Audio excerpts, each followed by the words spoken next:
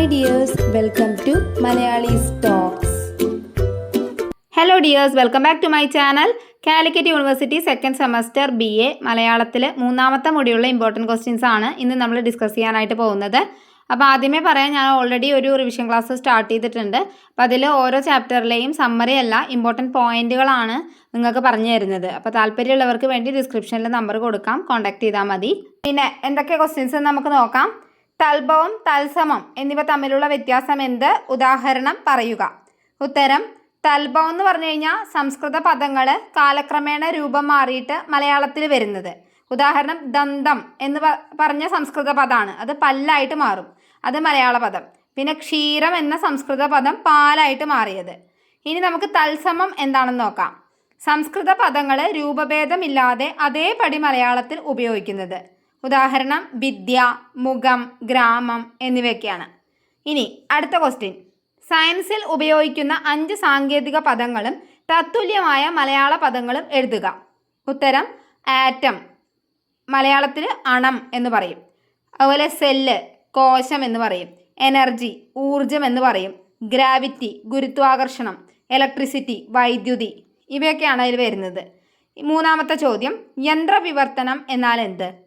ഉത്തരം: ഒരു ഭാഷയിലെ വാക്കുകളോ പദങ്ങളോ കമ്പ്യൂട്ടർ അല്ലെങ്കിൽ സോഫ്റ്റ്വെയറിൻ്റെ സഹായത്തോടെ മറ്റൊരു ഭാഷയിലേക്ക് വിവർത്തനം ചെയ്യുന്നതിനെയാണ് യന്ത്രവിവർത്തനം എന്ന് പറയുന്നത്.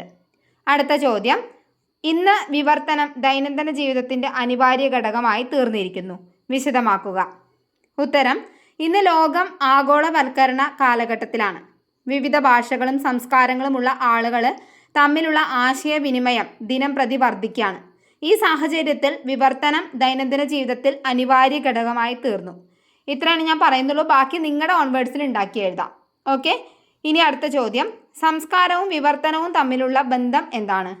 ഉത്തരം: ഒരു സമൂഹത്തിൻ്റെ ജീവിത രീതി, ആചാരങ്ങൾ, വിശ്വാസങ്ങൾ, ഭാഷ, കല, സാഹിത്യം ഇവയുടെ സമാഹാരമാണ് സംസ്കാരം. ഈ സാംസ്കാരിക ഘടകങ്ങളെ ഒരു ഭാഷയിൽ നിന്നും മറ്റൊരു ഭാഷയിലേക്ക് കൈമാറുന്നതാണ് വിവർത്തനം. അതാണ് ഇവ തമ്മിലുള്ള ബന്ധം എന്ന് പറയുന്നത്. അടുത്ത ചോദ്യം: ആശയാനുവാദം എന്നാൽ എന്ത്? ഇതെവിടെയൊക്കെയാണ് പ്രയോജനപ്പെടാറുള്ളത്? ഉത്തരം: ഒരു ഭാഷയിലെ അല്ലെങ്കിൽ ഒരു വാചകത്തിലെ വാക്കുകൾ അതേപടി മാറ്റാതെ അതിലെ ആശയം അല്ലെങ്കിൽ അർത്ഥം നിലനിർത്തിക്കൊണ്ട് മറ്റൊരു ഭാഷയിൽ വിവർത്തനം ചെയ്യുന്നതിനെയാണ് നമ്മൾ എന്ത് പറയുന്നത്? ആശയാനുവാദം എന്ന് പറയുന്നത്. അത് പ്രയോജനപ്പെടുന്നത് സാഹിത്യ വിവർത്തനത്തിൽ, അതുപോലെ കഥ, നോവല്, കവിത ഇവയിലൊക്കെ വികാരവും ആശയവും നിലനിർത്താനൊക്കെ പ്രയോജനപ്പെടും. അടുത്ത ചോദ്യം: ജോൺ ഡ്രൈഡൻ വിവർത്തനത്തിന് കൽപ്പിച്ച വകഭേദങ്ങൾ ഏതെല്ലാം? മലയാളത്തിൽ നിന്ന് ചില മാതൃകകൾ നിർദ്ദേശിക്കാൻ പറഞ്ഞിട്ടുണ്ട്.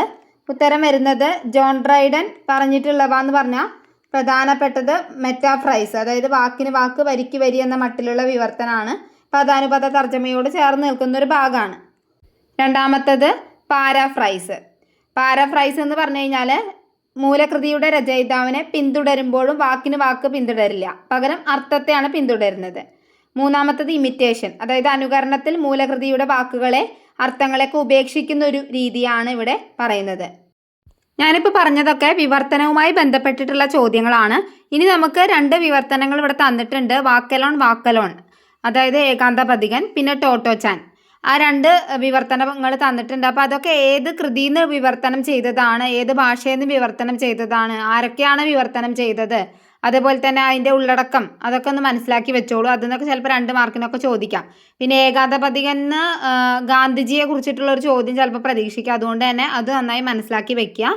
പിന്നെ ടോട്ടോച്ചാൻ്റെ അധികവും ഏത് കൃതിയിൽ നിന്നാണ് വിവർത്തനം ചെയ്തത് എന്നായിരിക്കാം, അല്ലെങ്കിൽ അതിലെ പ്രധാന കഥാപാത്രം ആരാണ്, അങ്ങനെയൊക്കെ ആയിരിക്കും ചോദിക്കുക കേട്ടോ. അപ്പോൾ ഇതിന്ന് മെയിനായിട്ട് ക്വസ്റ്റ്യൻസ് ഒന്നും നമ്മുടെ ടെക്സ്റ്റിൽ നിന്ന് തന്നിട്ടില്ല, എന്നാലും ഏകദേശം നമ്മൾക്ക് മനസ്സിലാവും ഏകദേശം ക്വസ്റ്റ്യൻസ് ഏതെന്നാണ് വരിക എന്നുള്ളത്. അതുകൊണ്ടാണ് ഞാനിത് പറഞ്ഞത്. അപ്പോൾ ഇത്രയേ ഉള്ളൂ നമ്മുടെ മൂന്നാമത്തെ മൊഡ്യൂൾ എന്ന് പറയുന്നത്. എന്തെങ്കിലും സംശയം ഉണ്ടെങ്കിൽ ചോദിക്കാം. Okay, thank you for watching.